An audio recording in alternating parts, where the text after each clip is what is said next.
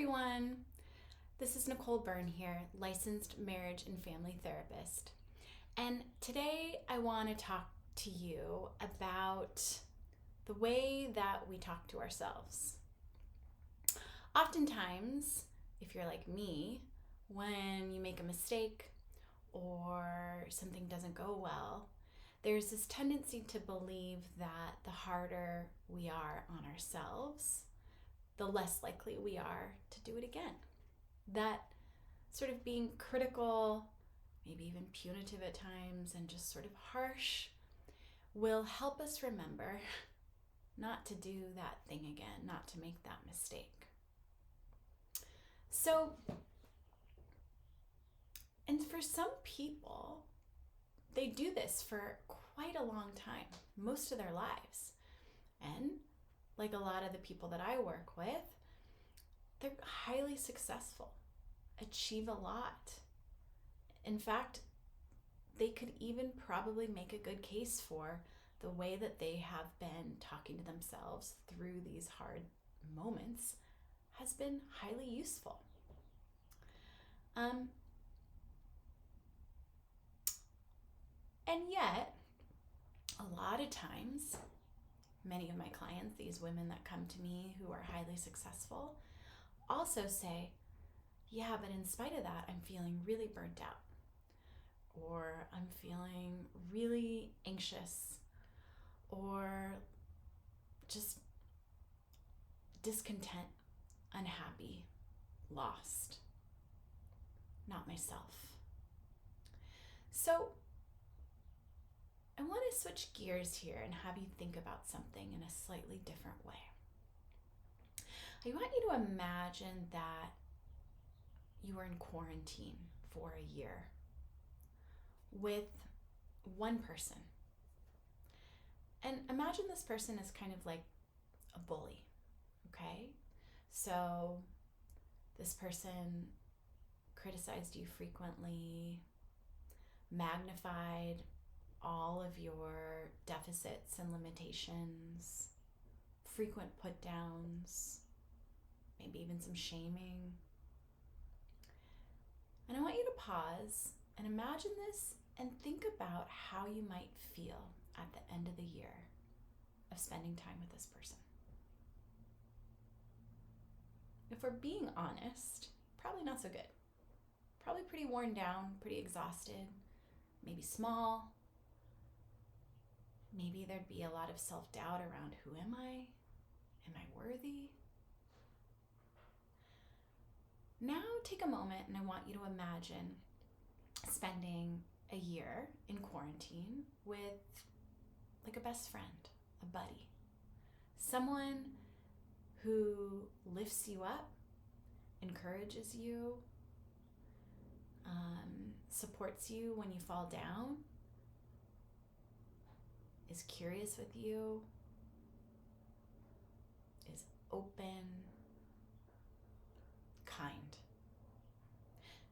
Now take a moment and imagine how you might feel after you spent a year with this person. Probably a whole lot better than the bully. Probably maybe you would feel energized. Maybe you would feel hopeful. Maybe you'd feel kind of like that feeling of like, gosh, I've got someone by my side. I really can do hard things. This person believes in me and I believe in me too. I'm going to go out and crush those goals or whatever. So you might be saying, okay, Nicole, why are we doing this exercise? And why we're doing it is because the narrative inside your head, the stories that you tell yourself, the chatter that goes on in your mind is the same as spending a year in quarantine with somebody. You are with your mind 24/7, only it's longer than a year. And the way that you talk to yourself very much impacts how you feel.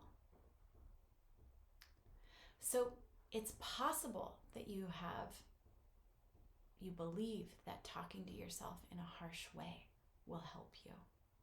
But if you can imagine doing that on a regular basis, frequently, and what the impact and the cost on you is, I want you to start to consider that there's a way that you can support yourself to get past mistakes, to get up when you fall down, that can be like a kind, encouraging, supportive, accountable, curious friend.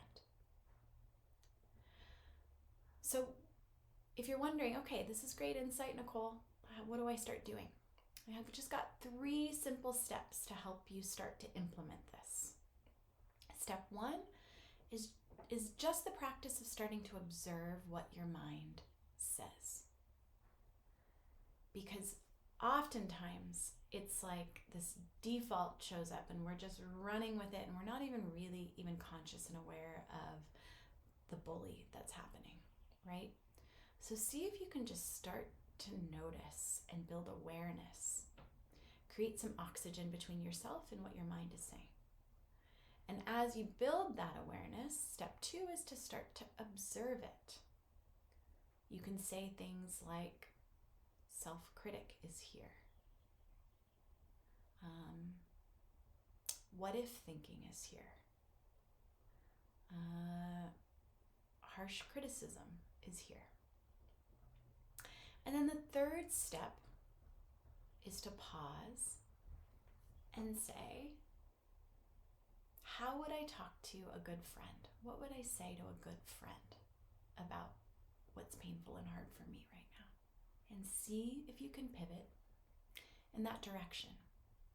Because I guarantee if you put this into practice, that you will start to feel a whole lot better. You'll start to notice that the more kind you are to yourself, the more generous interpretation you're having of the world. There will be more ease and ability to be more effective in your relationships, in your work. I imagine your mood might even increase, your anxiety might diminish. So give it a go. And if you do, please do let me know and drop it in the comments below. Once again, I'm Nicole Byrne. I'm a licensed marriage and family therapist, and I see clients in California and Nevada. And I hope to see you soon. Thanks.